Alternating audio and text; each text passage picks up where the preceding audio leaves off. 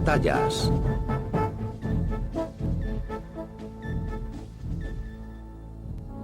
La batalla por Italia. Primera parte.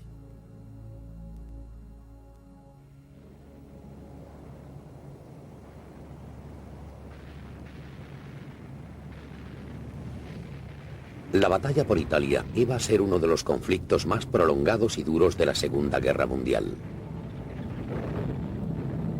Aunque Sicilia fue capturada con relativa facilidad en el verano de 1943, los intentos aliados por aprovechar la confusión italiana mediante desembarcos en la península estaban predestinados al fracaso y la desilusión. Las fuerzas armadas italianas prácticamente no tomaron parte en la campaña. Cuando los aliados desembarcaron en Salerno en septiembre, el país estaba ocupado por los alemanes y los propios desembarcos fueron recibidos por formaciones de primera línea alemanas.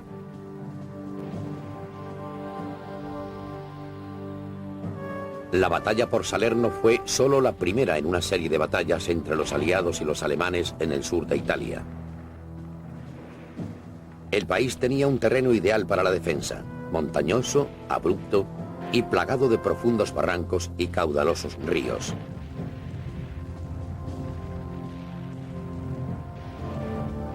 Desde Nápoles, los aliados se abrieron camino lentamente hacia el norte antes de ser detenidos en la línea Gustav, la última posición defensiva alemana antes de Roma.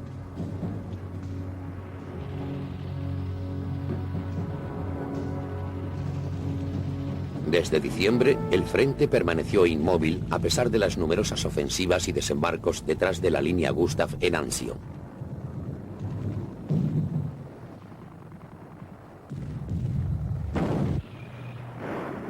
En mayo de 1944 se rompió finalmente la línea mediante una importante ofensiva aliada en la que participaban 12 divisiones. La brecha abrió un camino hacia Roma y dio el relevo a la cabeza de puente de Anzio, que había estado bajo asedio durante casi 4 meses.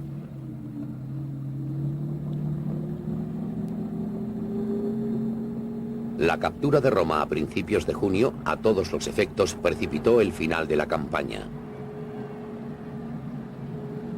Aunque la lucha en Italia continuó hasta casi el fin de la guerra, los principales objetivos aliados se habían logrado con la captura de la capital italiana y el colapso del eje como una alianza política y militar.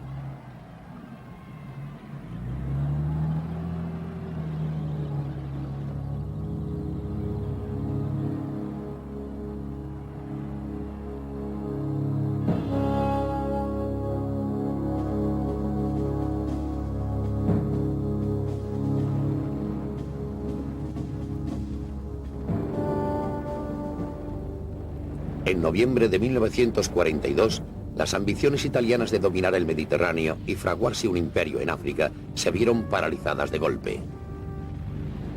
En el Alamein, la 8ª Gran Unidad Británica venció de manera general a un ejército combinado italo-germano, destruyendo a varias divisiones italianas y enviando las restantes en una retirada total a través de Egipto hasta Libia.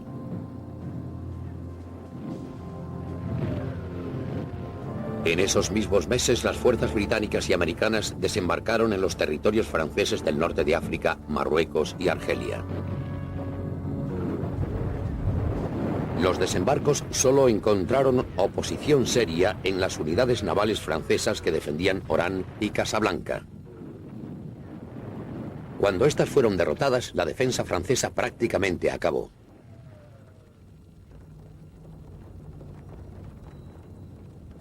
Los desembarcos aliados y la falta de compromiso demostrada por los franceses impulsaron a Hitler a enviar tropas por aire y por mar para ocupar el Túnez francés antes de que cayera también en manos aliadas. 2 días más tarde, las fuerzas alemanas ocuparon la propia Francia de Vichy, derogando unilateralmente los acuerdos del armisticio de 1940 y acabando con la ficción de la autonomía de la Francia de Vichy.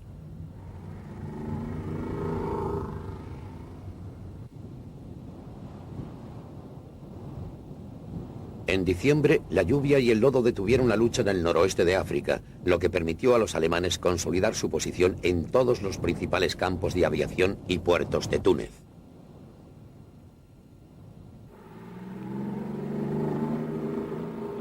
A finales de enero, la cabeza de puente del eje había sido reforzada con la captura de pasos estratégicos en el dorsal este, de forma significativa, con la llegada de las fuerzas italo-germanas que se retiraban de Egipto y Libia.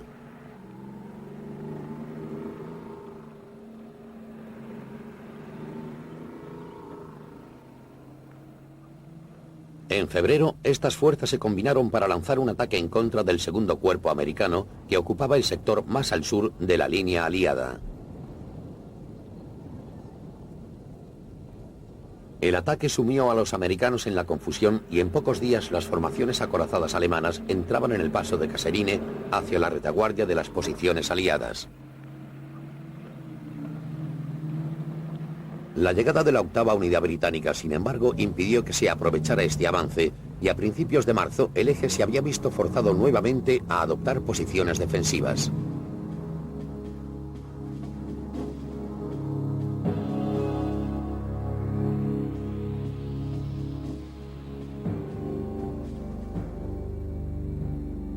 A mediados de marzo, la línea del frente del eje en el oeste estaba delimitada por el dorsal este y en el sur, entre las colinas de Matmata y la costa.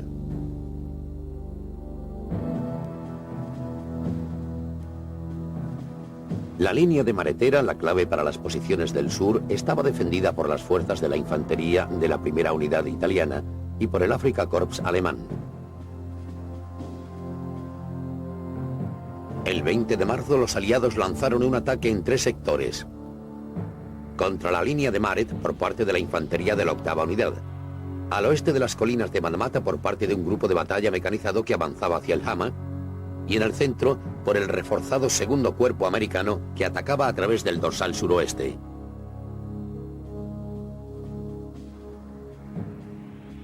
Durante 2 semanas los defensores del eje lucharon tenazmente, retrocediendo lenta y sistemáticamente. Pero a principios de abril, el frente empezó a desintegrarse y las restantes fuerzas del eje huyeron hacia el norte para formar un nuevo frente con base en el puerto de Túnez.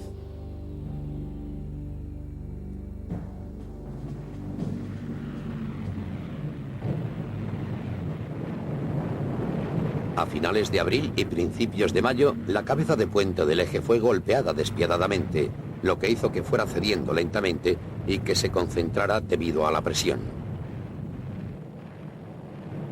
Aunque ya estaba claramente sentenciada, Hitler insistió en defender la cabeza de puente hasta el final. Esta orden tan solo aseguró que la batalla se prolongase innecesariamente, que no se efectuase ningún intento de evacuar a los hombres y el equipo a Italia, y que la victoria aliada, cuando llegó, fuese completa y arrolladora.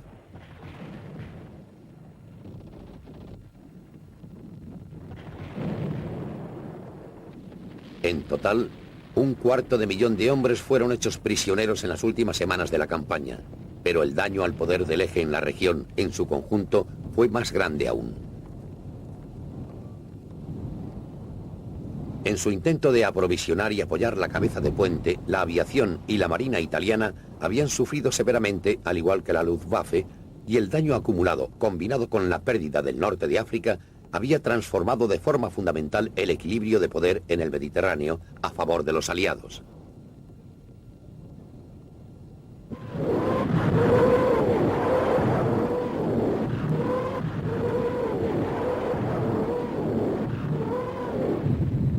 La determinación de Hitler de mantener la cabeza de puente en África era más sorprendente todavía, dado el resultado que una decisión similar tomada en el este había tenido.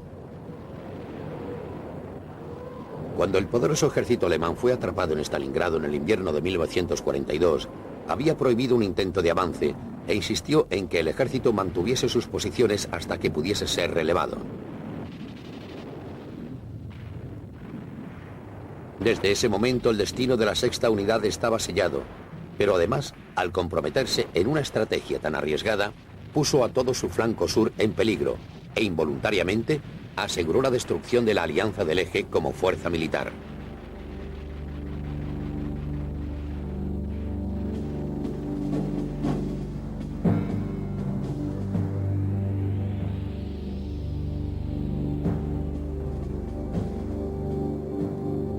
A principios de diciembre de 1942, el frente alemán al oeste de Stalingrado se situaba a lo largo de la línea de la parte superior de los ríos Don y Shir.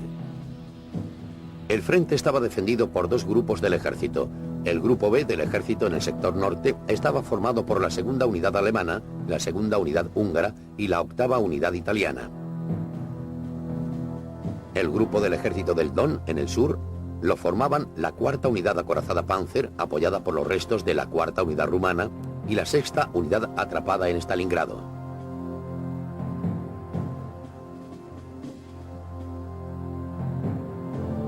Las fuerzas soviéticas en el sector fueron desplegadas en 4 frentes. Los frentes del Don y de Stalingrado, que separaban la sexta unidad del resto del grupo del Don, y los frentes de Doronev en el suroeste enfrentados al grupo B.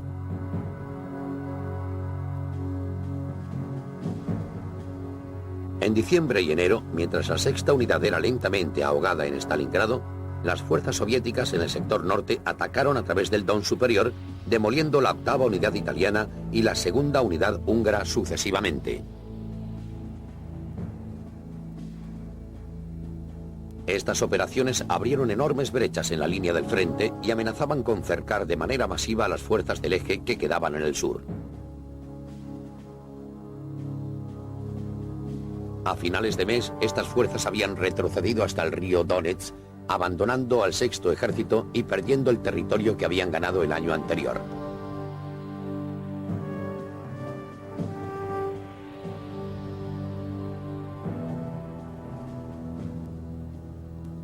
La lucha en Stalingrado acabó el 2 de febrero. De los 320.000 soldados alemanes aislados en el cerco, solo poco más de 100.000 quedaron para ser tomados prisioneros. La mayor parte del resto habían resultado muertos en combate o habían perecido lentamente de frío e inanición. La pérdida de la sexta unidad en su totalidad fue un desastre para Alemania y el daño causado al eje fue irreparable. Entre noviembre de 1942 y febrero de 1943, 3 grandes unidades del eje habían sido completamente destruidas y una cuarta tan fuertemente dañada que pronto se desmembró.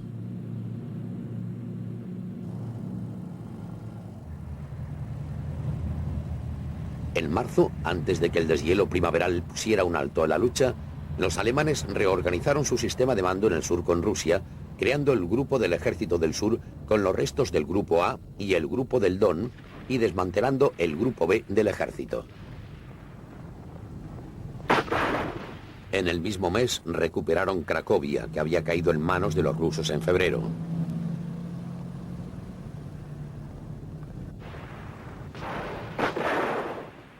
Pero al final de marzo el frente se había estabilizado. Ambos lados estaban agotados y necesitaban tiempo para reagruparse y consolidarse. Pero para Alemania el futuro se presentaba ahora muy negro. Las derrotas en el este y en África habían sumido al eje en el desorden y habían transformado la guerra de la conquista de Hitler en una batalla por la supervivencia.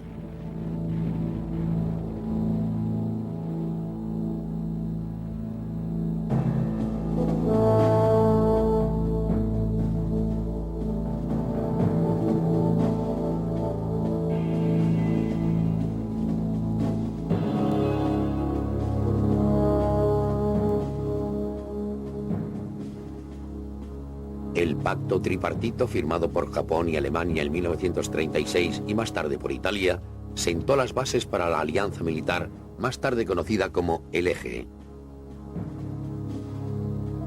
Una visita de Estado de Hitler a Roma en 1938 fortaleció aún más los lazos entre Italia y Alemania y ayudó a preparar el terreno para las aventuras militares de 1939. En 1940, tras la caída de Francia, Hungría y Rumanía se unieron al Eje y al año siguiente Bulgaria hizo lo propio. Para Hitler, estas alianzas eran esenciales para la seguridad del Reich y para la creación de una alianza paneuropea en contra de los bolcheviques. También aportaban legitimidad al régimen nazi y servían para asegurar a la población alemana que no estaban solos. La destrucción de los ejércitos satélite del eje en el este y en el norte de África fue por tanto un desastre tanto político como militar. Sin embargo, mientras pudiera evitarlo, Hitler no iba a abandonar a sus aliados ni a permitir que estos le abandonaran. En el verano de 1943 autorizaba la preparación de planes para la invasión alemana de Italia.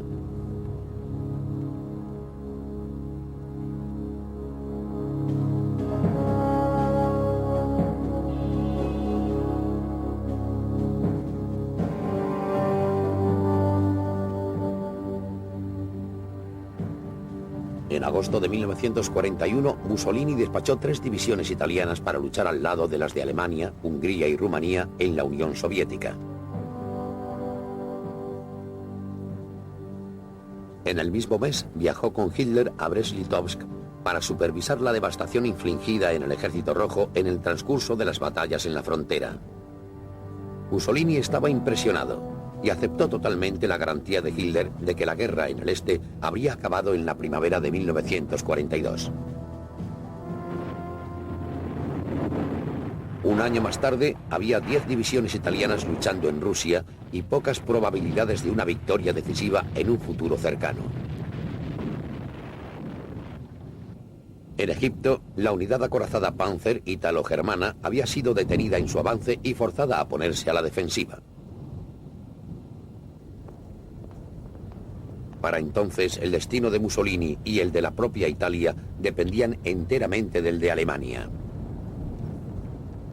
Los desastres que cayeron sobre el eje entre noviembre de 1942 y mayo de 1943 fueron por tanto sentidos mucho más por Italia.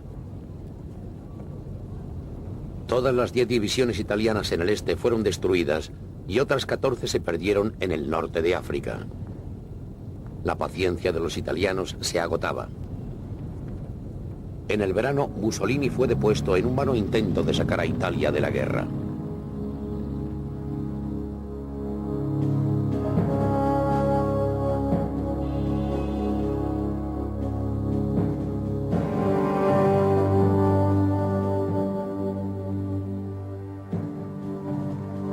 Para Churchill, la victoria en el Alamein en noviembre de 1942 marcó el final de un largo periodo de derrotas y humillaciones para el ejército británico. La victoria también restableció su propia fortuna política, que había llegado a su nivel más bajo con la pérdida de Tobruk a principios de ese año y la subsiguiente retirada de la 8ª unidad a través de Egipto a las posiciones de El Alamein. Con la derrota final del eje en Túnez, la prioridad de Churchill ahora era la de consolidar el poder aliado en el Mediterráneo. Suya fue la fuerza impulsora tras las propuestas británicas para los desembarcos en Sicilia e Italia.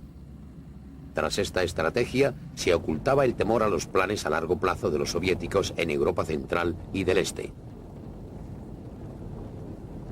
Al sacar a Italia de la guerra, Churchill esperaba influir sobre los acontecimientos en Europa Central en favor de los aliados y salvaguardar Grecia y los Balcanes de una intervención soviética. Era esta estrategia esencialmente postbélica lo que más enfurecía a Roosevelt y Stalin por igual, y lo que originó serias desavenencias que afectarían de manera fundamental el destino de la campaña.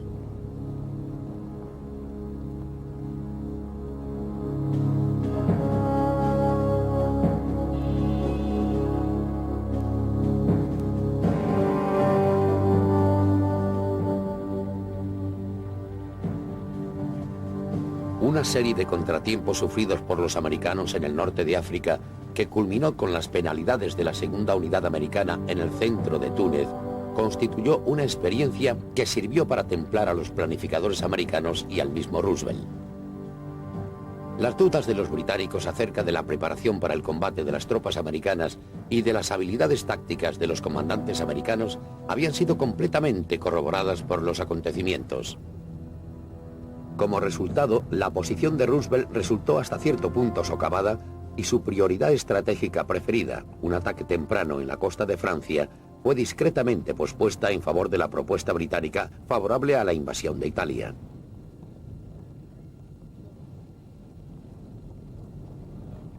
Sin embargo, ni Roosevelt ni sus consejeros militares superiores estaban completamente satisfechos con este desenlace, y a medida que la campaña progresaba, retiraron progresivamente su apoyo e insistieron en transferir hombres y equipamiento a Gran Bretaña para preparar la prevista invasión de Francia.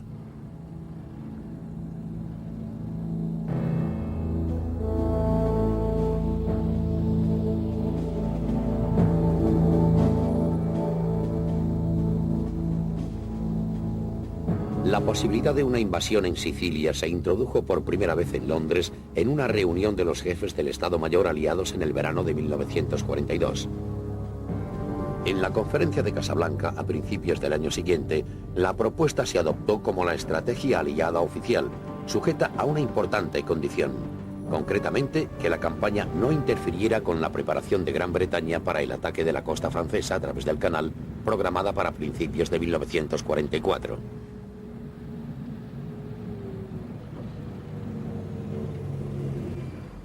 Si bien inicialmente se opusieron a la idea, dudosos de la utilidad militar de dicha operación, los planificadores americanos eran conscientes de la necesidad de aprovechar el impulso alcanzado en el norte de África. La desocupación de Túnez estaba tardando más de lo esperado, y cuando se terminara, podrían disponer de una enorme fuerza para una campaña veraniega. Además, la mayoría de los principales puertos del norte de África estaban al máximo rendimiento, y toda la infraestructura necesaria había sido establecida para mantener y dar servicio a 16 divisiones en el campo de batalla.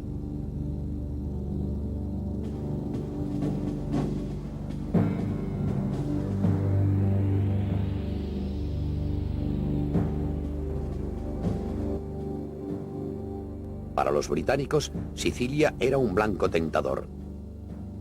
Situada en el centro del Mediterráneo, la isla estaba a poco más de 100 millas de los principales puertos aliados del norte de África, Túnez y Bizerta.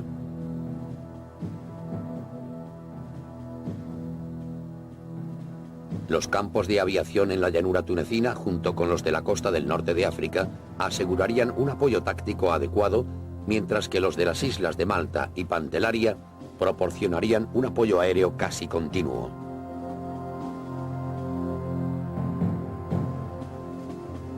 La posesión de estas islas también proporcionaba a los aliados unas vías marítimas relativamente seguras para el acercamiento a final de los convoyes de invasión. Si Sicilia era capturada con facilidad, se podrían montar a continuación diversas operaciones a través del estrecho de Messina, o incluso, en caso de un colapso italiano, más al norte de la península.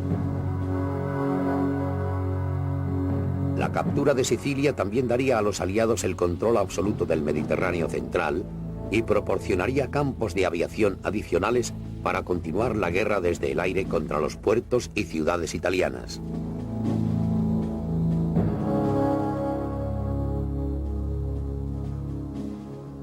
Los desembarcos de asalto iban a tener lugar en dos sectores. Al sur de Siracusa, en la costa este, por parte de la 8ª Unidad Británica, y entre Licata y Stoleti, en la costa sur, por parte de la 7ª Unidad Americana.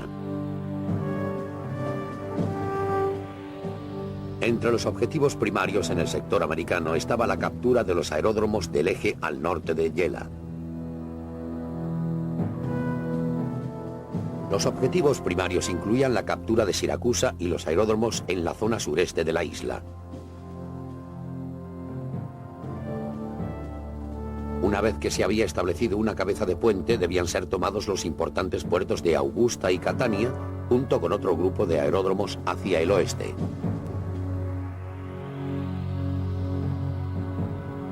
La reducción final de Sicilia se pensaba lograr mediante un avance general por ambos lados del monte Etna hacia la costa norte y el pueblo de Messina, cuya captura aislaría a las fuerzas del eje que aún se resistían en el oeste.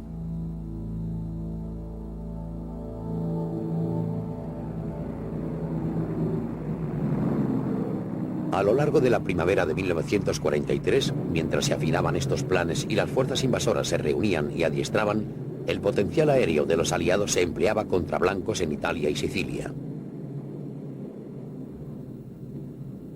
Esto incluía puertos, campos de aterrizaje y bases militares, las cuales fueron objeto de duros ataques. El tráfico marítimo se resintió y las misiones de reconocimiento y ataque aéreo por el sur de Italia se hicieron incesantes.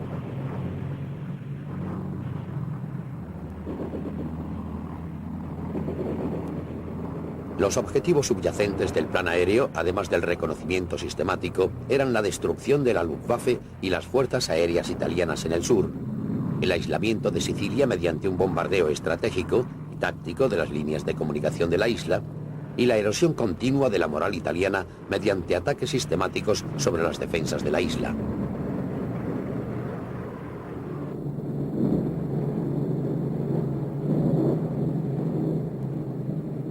Los fuertes bombardeos sobre blancos industriales y los principales centros de población en la península italiana estaban destinados a dispersar la concentración del esfuerzo defensivo y a minar en general el ya débil compromiso italiano con el eje.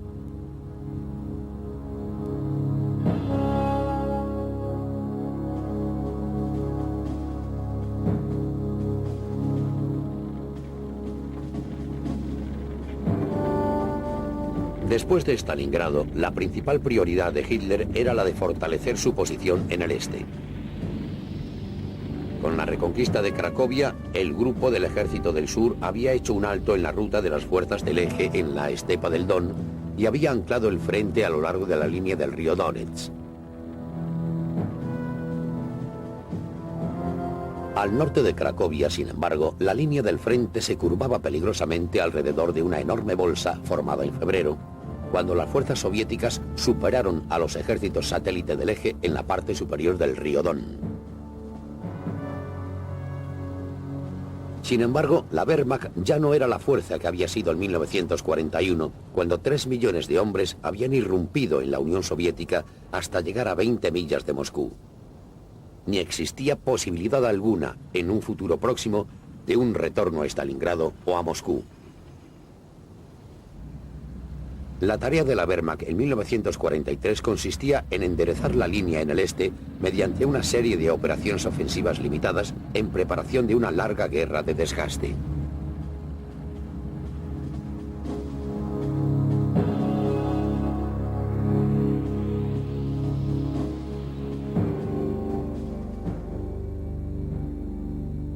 La bolsa del frente se extendía desde el sur de Orel hasta Belgorod y se veía continuamente fortificada por los rusos a la espera de un ataque. El plan de Hitler era montar ofensivas concéntricas desde el norte y el sur hacia la ciudad de Kursk en el centro de la bolsa. El ataque en el norte sería liderado por la 9ª unidad fuertemente reforzada por la reserva del Grupo Central del Ejército. El ataque en el sur sería liderado por la 4ª unidad acorazada Panzer, apoyada por la 8ª unidad, ambos pertenecientes al Grupo Sur del Ejército. El objetivo de la campaña era cercar la bolsa y aislar las fuerzas soviéticas al oeste de Kursk. Esperaban que esto proporcionara un certero golpe al Ejército Rojo y que, al enderezar la línea, permitiese a la Wehrmacht ponerse a la defensiva, permitiendo el trasvase de hombres y formaciones al oeste.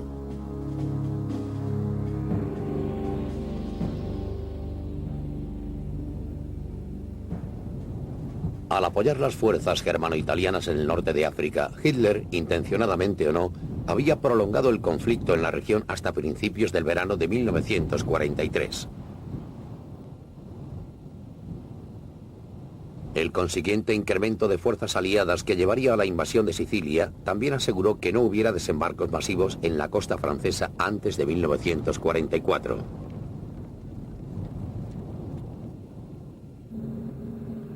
Con Francia a salvo de un ataque por otro año al menos, podía destinar la mayor parte de sus reducidos recursos en el oeste a la defensa del sur de Europa. Pero no tenía una idea clara de dónde desembarcarían los aliados.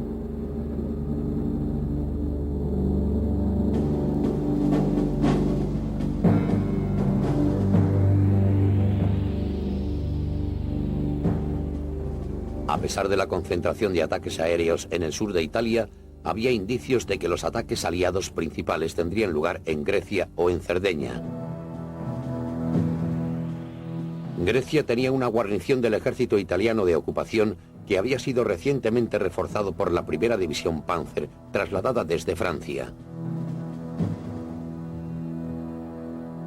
En Italia había 3 unidades, una de las cuales, la sexta, estaba concentrada en su totalidad en Sicilia. La sexta unidad estaba apoyada por 2 divisiones alemanas, la 15ª de granaderos Panzer y la división Panzer Hermann Göring. En Cerdeña, la guarnición italiana estaba apoyada por la 90ª de granaderos Panzer y cerca de allí, en Córcega, el 16º de granaderos Panzer de las SS se estaba agrupando. En el norte de Italia, Hitler estableció el Grupo B del ejército, con otras 3 divisiones alemanas, para coordinar todas las fuerzas alemanas en Italia.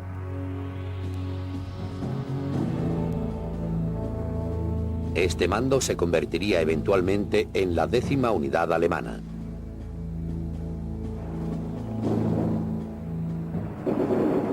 Estas eran las principales fuerzas con las que contaba Hitler en la víspera del ataque aliado. Tenía poca confianza en su aliado italiano y esperaba que sus finamente diseminadas divisiones interviniesen rápida y decisivamente donde quiera que se produjesen los desembarcos.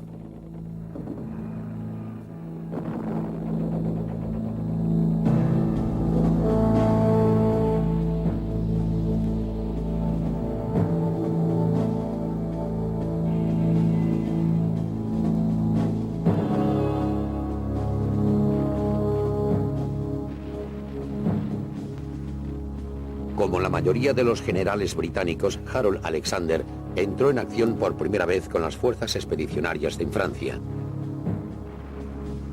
Como comandante de la primera división, estuvo a cargo de organizar la retirada y la evacuación de la fuerza de las playas de Dunkerque. La retaguardia de Alexander defendió la línea durante los últimos días de la evacuación y estuvo entre las últimas tropas en abandonar la playa. En 1942, tras servir en Inglaterra y después en Burma, fue nombrado comandante en jefe de Oriente Medio. Este cargo le hacía el máximo responsable de la ofensiva de El Alamein, llevada a cabo por el general Montgomery, y le llevó a compartir con él los honores de la victoria. En febrero de 1943, Alexander fue nombrado comandante en jefe del 15º Grupo del Ejército en Túnez. La conducta de Alexander en la campaña de Túnez fue ejemplar, y su tacto e imparcialidad resultaron decisivos en la resolución de disputas entre los aliados.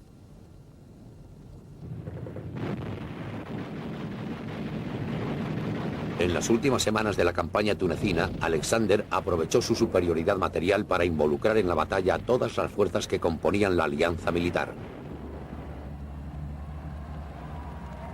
Esto aseguró que los honores de la victoria fueran igualmente compartidos, y las formaciones que aún no habían entrado en combate tuvieron la oportunidad de adquirir una valiosa experiencia de combate en preparación de futuras campañas en el continente europeo.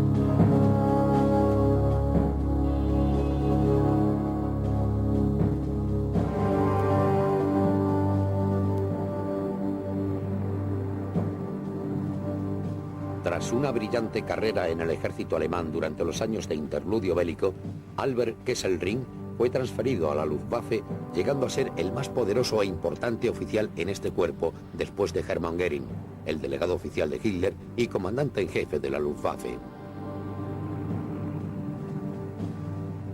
Como jefe del Estado Mayor desde 1936, Kesselring fue en gran medida responsable de la efectividad militar de la Luftwaffe al principio de la guerra, y consecuentemente estuvo al mando de las poderosas fuerzas aéreas en Polonia y el oeste. Durante la batalla de Gran Bretaña, Kesselring estuvo al mando del grueso de las fuerzas aéreas alemanas y estuvo muy cerca de derrotar a la RAF.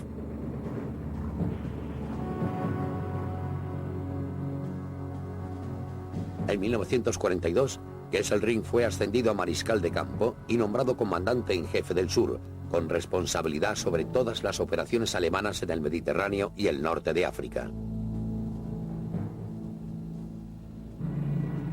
El especial conocimiento que Kesselring tenía de las fuerzas de tierra y aire le permitieron coordinarlas apropiadamente, obteniendo resultados que en algunos casos resultaban desproporcionados, teniendo en cuenta sus limitados recursos. Esto fue particularmente claro en el caso de Túnez, donde la Luftwaffe mantuvo una superioridad táctica en el aire durante gran parte de la campaña. La profesionalidad y la confianza en sí mismo que tenía Kesselring, combinadas con una mente especialmente clara, lo convertían en un oponente realmente formidable.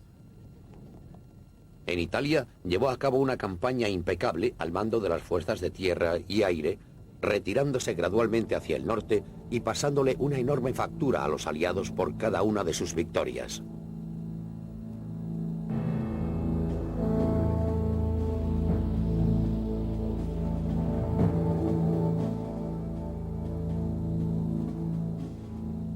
A principios del verano de 1943, había más de 500.000 de soldados aliados en la zona del Mediterráneo. Esta enorme fuerza incluía divisiones de 7 naciones. La mayoría eran británicas o americanas y habían tomado parte en la batalla por Túnez.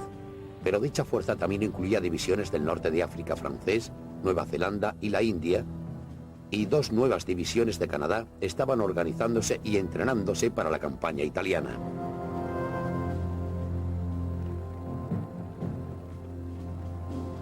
También se estaba formando un cuerpo polaco de 2 divisiones. La mayor parte de sus reclutas habían sido hechos prisioneros en la Unión Soviética tras la derrota y división de Polonia en 1939.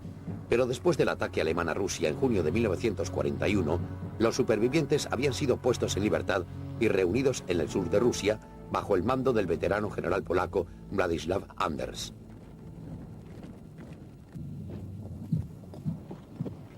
Desde ahí habían avanzado hacia el sur a través de la frontera rusa, primero a Persia y luego a Irak. Ahí fueron equipados y entrenados por los británicos en preparación para la campaña italiana.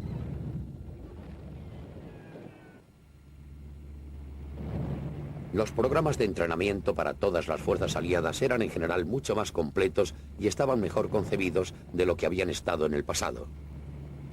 En particular, las operaciones anfibias fueron exhaustivamente ensayadas. Muchos de los contratiempos sufridos por los aliados en el norte de África francés se debieron a una preparación inadecuada y a un pobre entrenamiento. El manejo de las embarcaciones y los desembarcos de asalto en Marruecos y Argelia habían sido peligrosamente fallidos. Más del 50% de las embarcaciones de asalto se habían perdido en el primer día y solo la rápida rendición de los defensores franceses había evitado una catástrofe. En comparación, las fuerzas navales habían actuado de manera impecable y el fuego naval en apoyo de las fuerzas de tierra había sido mucho más efectivo en el norte de África de lo que habían previsto los planes. Para la invasión de Sicilia, con mucho la empresa más peligrosa emprendida por los aliados hasta la fecha, un apoyo naval adecuado era esencial, y una fuerza de más de 250 buques de guerra iban a ser empleados para apoyar y dar cobertura a los desembarcos.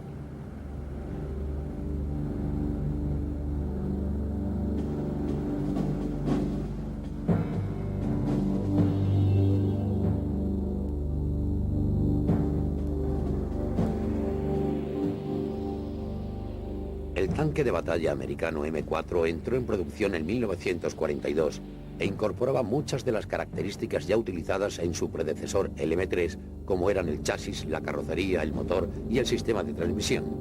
Pero el cañón de 75 milímetros se montó sobre una torreta completamente accesible, con la consecuente reducción de altura de unas 15 pulgadas.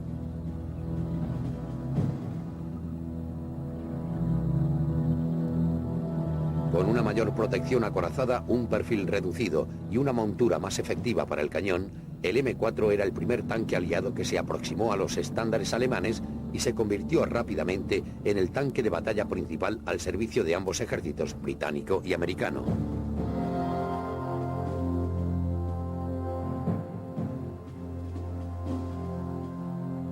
El arma personal del soldado británico durante la mayor parte del siglo XX fue el rifle de servicio Lee Enfield. El Mark V era una versión mejorada del modelo que había utilizado el ejército británico durante la Primera Guerra Mundial y mantenía gran parte del diseño básico. El cargador almacenaba 10 rondas que eran cargadas en cargadores de 5 y la mira ajustable le daba un notable grado de precisión. El arma también era barata y fácil de fabricar masivamente, además de ser resistente y fiable en el servicio.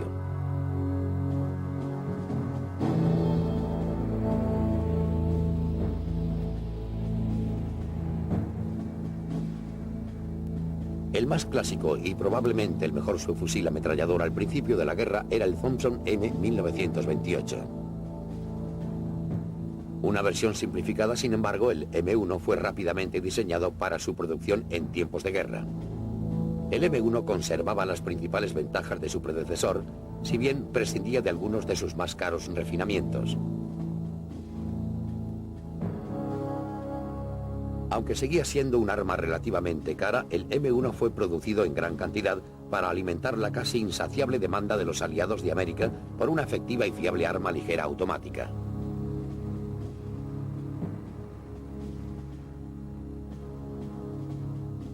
Muchos se enviaron a ultramar como parte de una operación de préstamo-venta para equipar a los británicos y franceses, así como a las fuerzas americanas.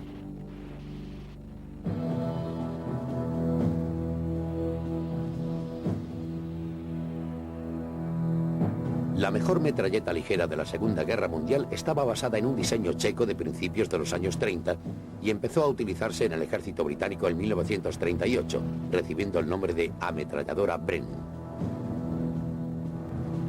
Aunque su cadencia era relativamente baja, el arma era fácil de utilizar. En situaciones adversas podía dispararse desde el hombro o la cadera.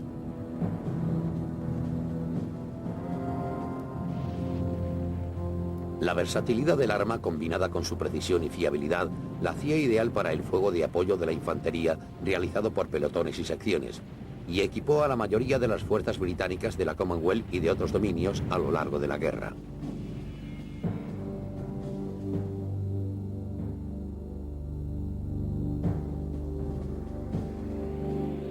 Una de las más célebres armas de apoyo de la infantería en la Segunda Guerra Mundial fue el bazooka americano.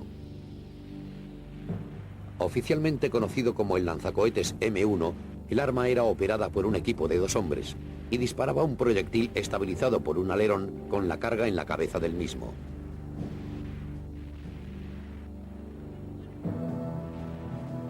El bazooka fue diseñado como un arma antitanque, pero podía ser utilizada con resultados igualmente devastadores contra fortines y posiciones fortificadas.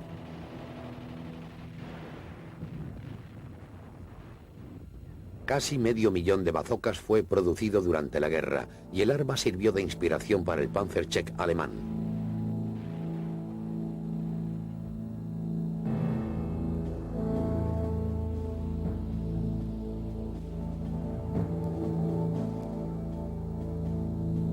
La victoria en el norte de África había dado un valioso espaldarazo a la moral de los aliados. Para los británicos, la batalla de El Alamein había supuesto un punto de inflexión y el avance hacia el oeste, a través de Egipto y Libia, había restaurado la sensación de confianza y orgullo de los soldados británicos. Para los americanos, la campaña, y particularmente las batallas de 1943, había convertido a verdes reclutas en experimentados veteranos. Habían sido puestos a prueba en las condiciones más adversas y en contra de algunas de las mejores y más experimentadas formaciones en el ejército alemán, y tras algunos tempranos reveses se habían recuperado bien y habían luchado con habilidad y valor.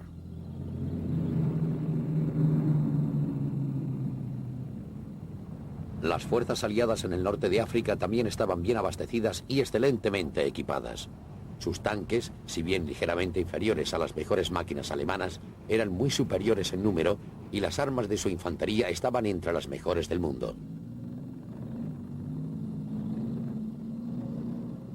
La superioridad material en todas las armas, un completo programa de entrenamiento y un extenso apoyo logístico daba a los soldados aliados de las diversas naciones un nivel de moral superior y permitía a los hombres en liza afrontar la inminente batalla con plena confianza en la victoria final.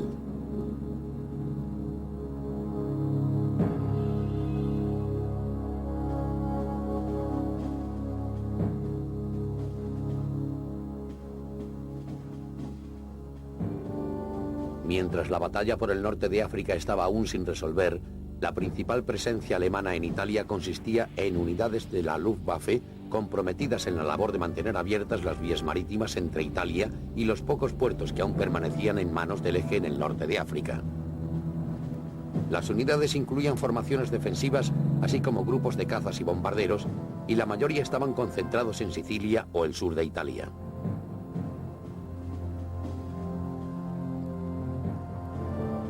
En el verano de 1943, sin embargo, cuando acabó la campaña del norte de África, Hitler comenzó a reforzar el sur de Europa con algunas cuidadosamente seleccionadas formaciones alemanas y puso a otras bajo aviso para ser transferidas inmediatamente en caso de invasión.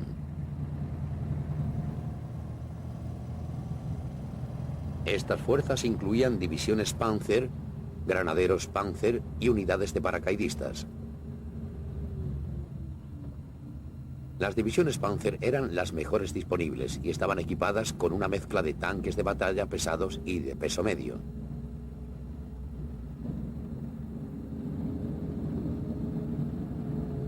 Las divisiones de granaderos Panzer, aunque bien equipadas, sacrificaron blindaje por movilidad, llevando al campo de batalla un amplio muestrario de artillería ligera y de peso medio, parte de ella con movilidad independiente.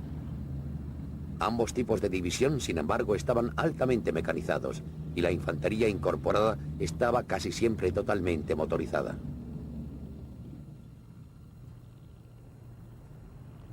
Las unidades de paracaidistas, por otra parte, estaban equipadas solo con armas ligeras, pero su adiestramiento era de los mejores y su experiencia de combate era especialmente adecuada para una campaña en Italia. Como todas las fuerzas aerotransportadas, las tropas paracaidistas alemanas eran seleccionadas por su estado de forma y agresividad. Su programa de entrenamiento era más intenso que el de la mayoría de los soldados y se esperaba más de ellos.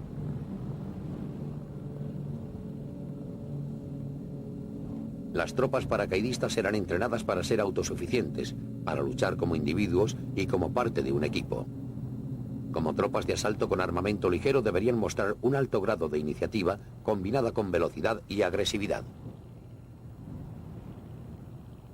Como una fuerza defensiva de reacción rápida, estas cualidades los convertirían en adversarios formidables, particularmente en condiciones difíciles y en el montañoso terreno de la península italiana.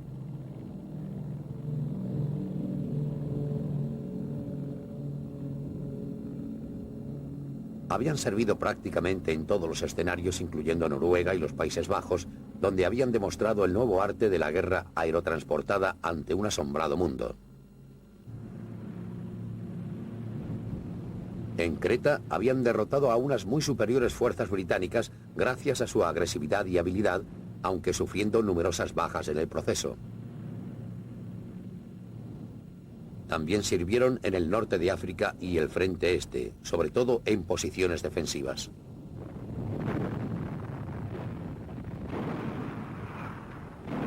En julio, la primera división de paracaidistas estaba entrenando en el sur de Francia y estaba preparada para un despliegue inmediato donde quiera que desembarcaran los aliados.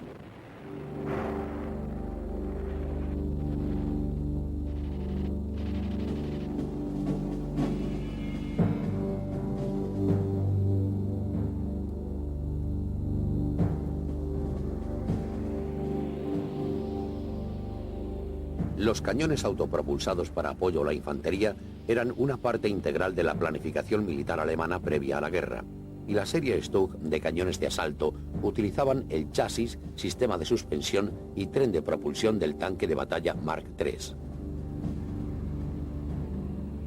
Al deshacerse de la torreta se redujo el perfil de manera significativa y al mismo tiempo se pudo aumentar el grosor de blindaje. Desde 1942, la serie portaba un cañón de asalto de 75 milímetros, capaz de enfrentarse a tanques, al igual que a blancos del campo de batalla, y la protección se incrementó aún más con la adición de blindaje extra.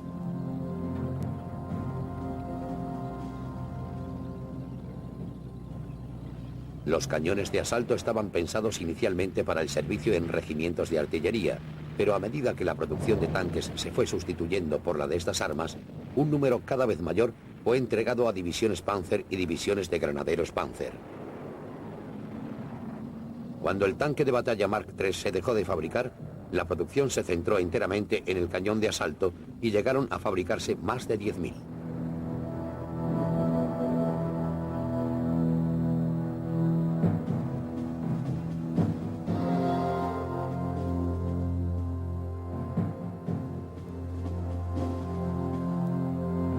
El obsoleto tanque de fabricación checa 38 fue la base de un buen número de cañones antitanque autopropulsados altamente exitosos. Estos fueron diseñados de modo que utilizaban el chasis y el tren de propulsión del tanque, en tanto que aumentaban de manera masiva su capacidad de armamento al sustituir la torreta con una tapa abierta. Esto hacía posible el retroceso más largo de un arma de mayor tamaño y le daba al cañonero una visibilidad mayor, aunque al precio de una menor protección. Desde 1942 cumplieron con el importante papel de ser destructores de tanques auxiliares, acoplándose a fuerzas móviles, y obtuvieron sus mejores resultados en la defensa o en emboscadas.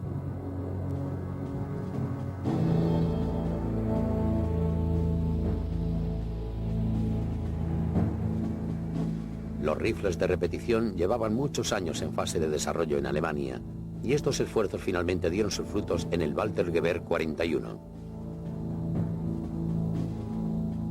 El pasador automático era accionado por los gases de la boca del cañón al ser deflectado sobre un pistón anular.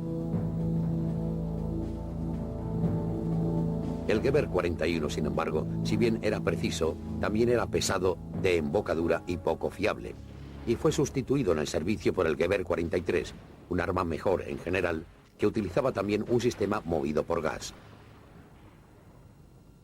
El Gewehr 43 incorporaba una mira telescópica y se utilizaba normalmente como rifle de francotirador.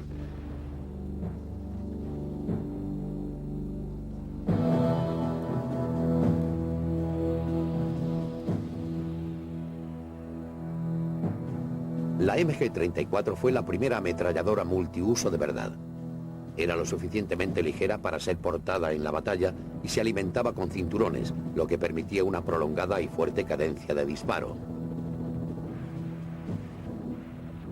El arma estaba fabricada con una excelente calidad y tenía un gatillo de doble acción que permitía los usos automático y semiautomático. El bípode podía posicionarse bien al final del cañón para lograr mayor precisión o bien cerca de la empuñadura para una mayor maniobrabilidad. El arma se podía montar también sobre un trípode y el tambor, con refrigeración por aire, era fácil y rápidamente cambiable, lo que daba al arma la capacidad y las prestaciones de una ametralladora pesada.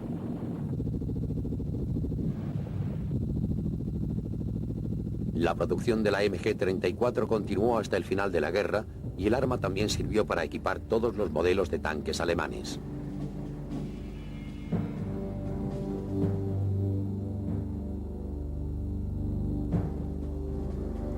El mortero estándar alemán a lo largo de la guerra era un arma de 80 milímetros, simple de construcción y barato de producción. El tambor, el plato de base y el bípode podían ser portados por 3 hombres, lo que daba a la infantería la capacidad de la artillería ligera en lo que a las secciones se refiere. El arma tenía también una merecida reputación de precisión, y en manos de un experimentado equipo de morteros podía ser empleada con efectos devastadores en funciones defensivas y ofensivas por igual.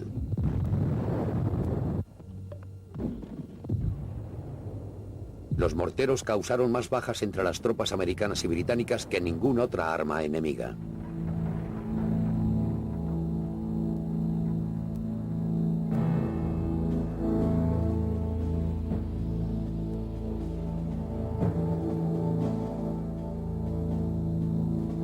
Lo que Hitler no tenía en número, intentó suplirlo en términos de calidad.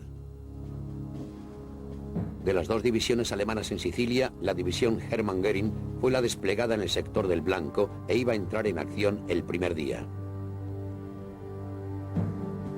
Estaba bien equipada y ostentaba la doble designación de formación acorazada Panzer y paracaidista. El personal de la división, aunque procedía en su mayor parte de la Luftwaffe, era de la mejor calidad y se consideraban a sí mismos como una tropa de élite. La moral en las filas era alta, como lo era en general en todas las divisiones mecanizadas de la Wehrmacht, las acorazadas Panzer y las de paracaidistas, y todas ellas compartían además un inamovible compromiso con la victoria.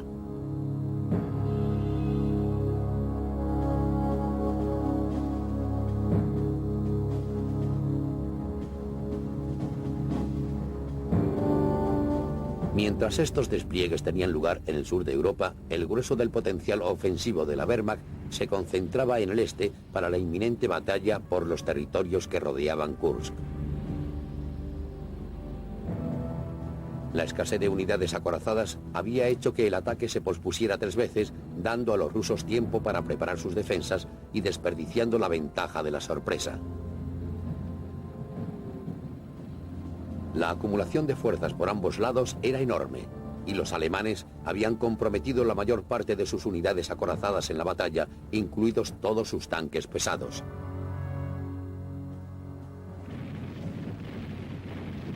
La batalla se inició el 5 de julio, con bombardeo previo por parte de los rusos. Cuando el ataque alemán empezó, ya estaban parcialmente desorganizados y avanzaron lentamente.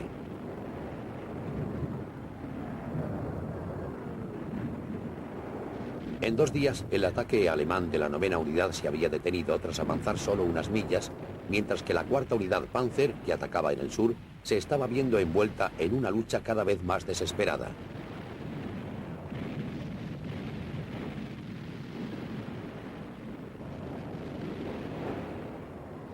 A medida que los aliados completaban las preparaciones finales para la invasión de Sicilia, los alemanes se enfrentaban a la perspectiva de otro fracaso más en el este.